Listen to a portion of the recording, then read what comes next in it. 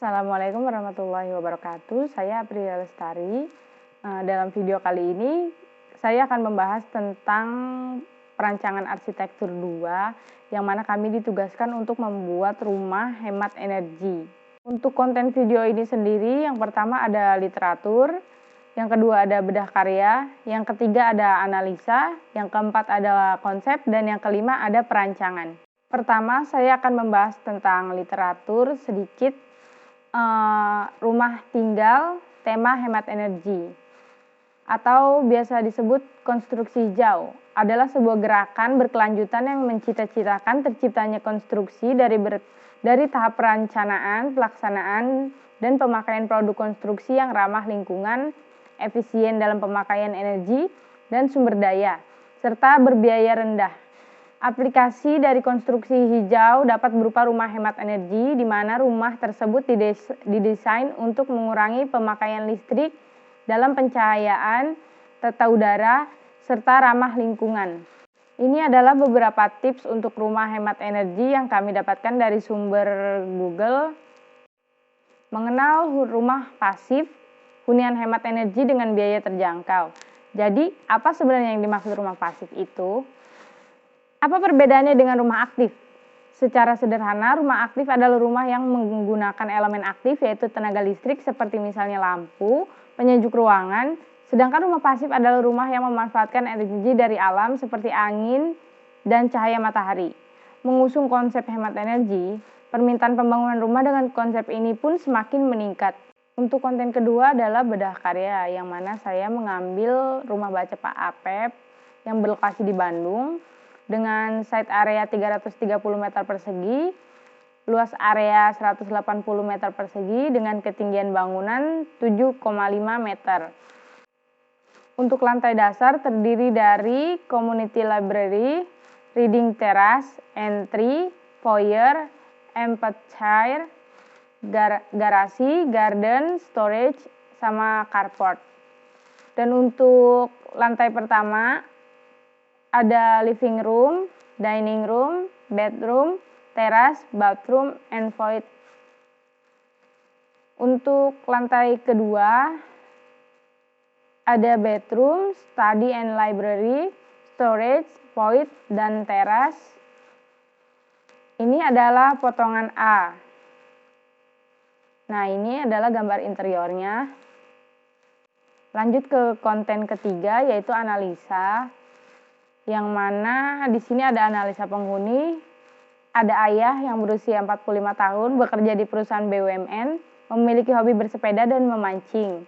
Ibu, 40 tahun, bekerja sebagai staf di perusahaan BUMN, memiliki hobi merajut dan menjahit. Anak perempuan 1, 16 tahun, siswa sekolah menengah atas atau SMA, memiliki hobi merajut. Anak perempuan kedua, 14 tahun, siswa sekolah menengah pertama atau SMP, memiliki hobi menyanyi. Anak laki-laki 1 tahun, 1 pelayan, 1 babysitter, dengan 2 kucing peliharaan dalam rumah ini. Rencananya, analisa kegiatan seperti ini, dan hubungan ruang seperti ini. Untuk kebutuhan ruang, teras akan kami persiapkan itu 8 meter persegi, ruang tamu 7 meter persegi, ruang makan 9 meter persegi, ruang keluarga 12 meter persegi, ruang hobi atau kerajinan 16 meter persegi, ruang kerja atau belajar 9 meter persegi, kamar utama 12, kamar anak perempuan 1, 9, kamar anak perempuan 2, 9, kamar pembantu 7, dapur 16, musola 7, ruang cuci dan jemur 7, taman 19, carport 21, toilet 1, 2, dan 3 meter persegi, ada gudang atau janitor 3 meter persegi. Ini adalah analisa tapak, yang mana tingkat kebisingan ada pada keterangan di situ.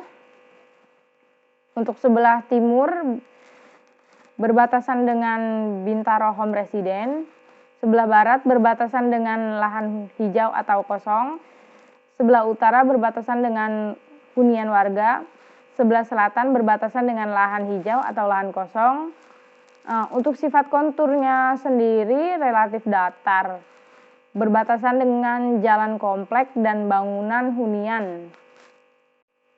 Untuk konten keempat yaitu konsep El Casa. L nama ini diambil dari bentuk tapak yang mirip huruf L. Penggunaan E kecil sebagai huruf bantu untuk penyebutan huruf L besar pada pelafalan dalam bahasa Indonesia maupun bahasa Inggris. Casa itu sendiri dalam bahasa Portugis yang artinya rumah. Jadi, El Casa adalah bentuk kesederhanaan yang bebas, mengandung makna sederhana bahwa kekurangan dan kelebihan adalah relatif tergantung cara pandang. L juga diambil dari nama panggilan saya sehari-hari, yaitu Lia. Kembali pada konsep awal, diharapkan rumah ini merupakan green arsitektur. Untuk masa, bisa kita lihat di gambar berikut. Yang pertama itu tapaknya, kemudian dipotong, didirikan bangunan berupa kubus-kubus dengan 2 masa, kemudian dan tangga nanti ditaruh di tengah masa itu. Untuk El Casa sendiri, penghematan energi dengan kolam renang di halaman rumah, penghematan energi dengan banyak bukaan dan jendela dengan ukuran besar, banyak vegetasi sebagai sumber oksigen, energi dengan menggunakan tangga di area luar ruang, serta penggunaan batu bata dengan desain yang berongga supaya sirkulasi udara mengalir dengan baik. Penghematan energi dengan menggunakan panel surya sebagai sumber energi listrik cadangan, penghematan energi dengan menggunakan atap solar flat 3 mm clear atau atap transparan sebagai penutup tangga supaya tidak memerlukan lampu lagi untuk area itu, soalnya itu kan di outdoor. Ya, ini adalah gambar untuk rencana pemanfaatan pengelolaan air kami, yaitu pemanfaatan air hujan menggunakan storage tank water yang ada di dalam tanah. Tidak hanya pemanfaatan air hujan, sumber air utama itu sendiri sebenarnya dari PDAM. Dan untuk energi listrik kami memanfaatkan panel surya. Ini adalah gambar untuk 3D El Casa. Nah, untuk konten kelima ini adalah perancangan. Yang pertama ada maket dan maket lantai 1, lantai 2, dan lain-lainnya. Untuk material ini sendiri, kami menggunakan aci expose untuk interior maupun eksterior, tapi hanya beberapa. Dan untuk pintu, kusen, dan furniture, kami menggunakan wood grain dari HPL. Untuk finishing dinding, kami menggunakan finishing cat warna putih. Dan untuk dinding dekoratif, kami menggunakan batu bata dengan adanya rongga-rongga sedikit supaya udara-udara bisa masuk. Untuk atap, kami menggunakan bitumen roof. Untuk lantai, kami menggunakan keramik tipe G557322 Newcastle Perla 50x50 X Roman. Ini adalah ground plan. Terdiri dari vegetasi, tempat untuk duduk-duduk, kolam renang, shower, teras, carport, entrance, ruang tamu, ruang ibadah, kolam ikan, dapur, ruang makan, ruang tidur pembantu dengan toilet. Rencananya untuk taman di area dekat kolam renang itu akan saya buat taman miring. Sementara untuk di area-area belakang carport itu nantinya akan dijadikan area untuk berkebun atau biasa disebut urban farming. Untuk gerbang utama itu menggunakan folding gate atau gerbang lipat ya. Untuk lantai 1 terdiri dari entrance, ada living room, prayer room atau ruang ibadah, teras, toilet, ruang tidur pelayan, dapur, ruang makan. Ini ada keterangan-keterangan untuk beberapa yang ada di sana, yaitu wall brick treatment atau dinding bata yang dekoratif seperti di bolong-bolong diberikan sedikit rongga. Untuk yang berwarna biru itu adalah kolam ikan, di tengah-tengahnya ada vegetasi. Ini ada rencana atap, yang mana tadi sudah saya sebutkan, atap ini menggunakan bitumen dengan konstruksi baja ringan. Untuk lantai 2 terdiri dari toilet, kamar anak, yang mana masing-masing itu toiletnya sendiri-sendiri, ada tangga, ada koridor, itu koridor adanya di depan kamar anak itu, ada balkon, ada master bedroom atau kamar utama, itu adanya di depan ruang keluarga.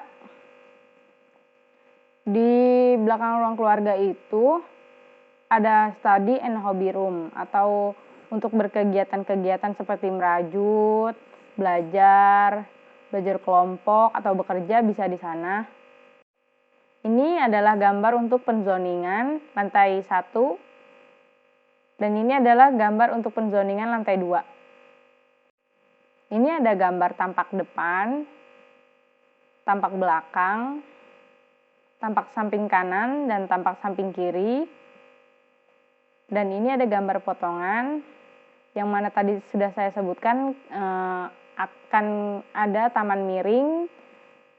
Pada potongan A ini terlihat juga folding gate-nya atau gerbang utama dengan pintu lipat atau lipat. Untuk folding window itu sendiri rencananya itu menggunakan bambu ya, tapi kayu juga bisa. Dan untuk kisi-kisinya itu sendiri menggunakan kayu. Untuk di area musola itu ada brick dekoratif yang tadi saya sebutkan. Ini adalah gambar potongan BB yang mana tinggi keseluruhan bangunan ini adalah 8,96 meter. Detail perspektif. Nah, ini bata yang sering saya ucapkan tadi. Bentuknya seperti ini kurang lebih. Untuk perspektif tangga itu sendiri, optretnya kami menggunakan 18 cm dan antretnya 30 cm. Dan ini adalah gambar perspektif interior yang mana saya mengambil view untuk ke musola. Dan ini adalah gambar perspektif eksterior. Sudah selesai. Terima kasih semuanya atas perhatiannya. Saya ucapkan terima kasih. Silakan Bapak Ibu untuk memberi komen atau saran kepada saya. Terima kasih banyak.